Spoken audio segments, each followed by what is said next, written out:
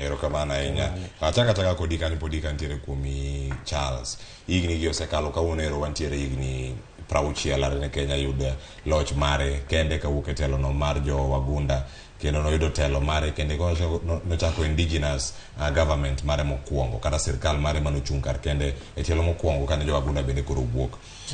Wagama bene dweche 6 tok dwe montie kawuono dwe mar 6 ni nitiere nyasi no mar jamhuri ka koro telo duto koro nobiro mana ne telo mar piny Kenya.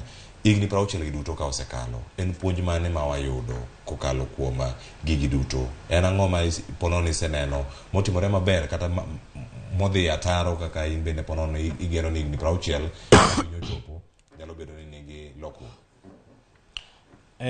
Gik moko mang'eny mosetimore nitiere mabeyo gi maricho nikech inwang'o ni governments mosekalogo nitiere governments nitiere changamoto. Government mora mora kabiro to biro gi problem mare, biro gi shida ne to gi ber mokelo ne jopiny.